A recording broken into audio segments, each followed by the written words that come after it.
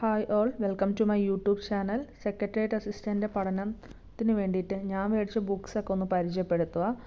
Talent പബ്ലിക്കേഷൻ്റെ 4 volume വരുന്ന prelims and degree guide അതാണ് ഉപയോഗിക്കുന്നത്.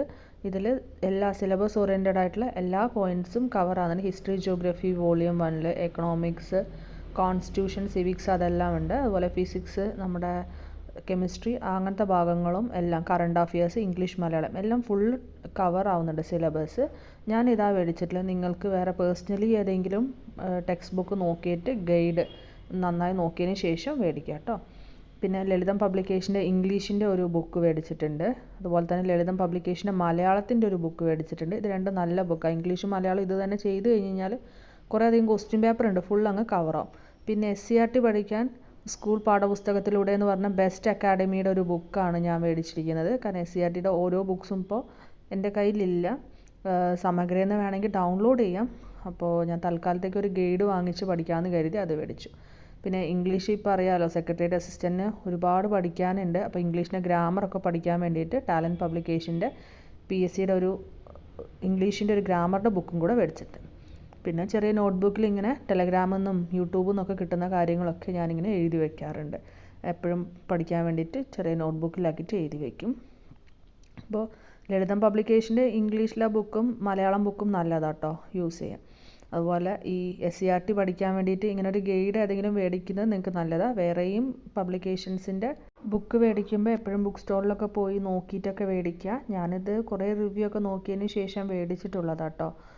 SCERT പഠിക്കാനാണെങ്കിൽ നിങ്ങൾക്ക് സമഗ്രയിൽ നിന്ന് ബുക്സൊക്കെ ഡൗൺലോഡ് ചെയ്ത് അങ്ങനെ വേണമെങ്കിലും പഠിക്കാൻ. സമയക്കുറവ് കൊണ്ട് ഞാനിപ്പോൾ സ്കൂൾ പാഠപുസ്തകത്തിലൂടെ എന്ന് പറഞ്ഞാൽ ബെസ്റ്റ് അക്കാഡമിയുടെ ഒരു ബുക്കാണ് മേടിച്ചിരിക്കുന്നത്.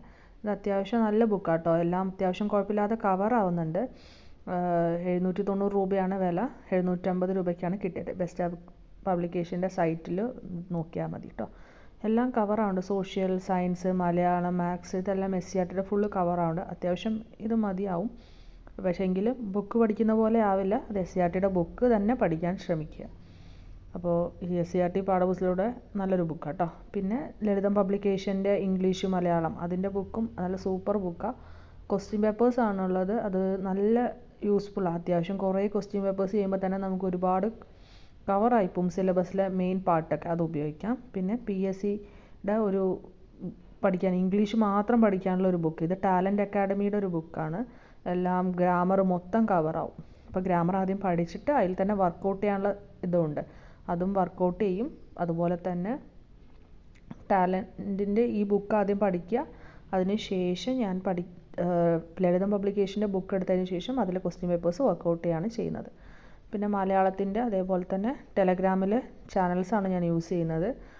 മലയാളം ഫസ്റ്റ് ബെല്ല് അങ്ങനത്തെ റാൻഡമായിട്ടുള്ള കുറേ ചാനൽസ്, അതുപോലെ PK ലേണിങ്സ്, ഇവരുടെയൊക്കെ ടാലൻറ്റ് ചാനൽസ് ഉണ്ടല്ലോ.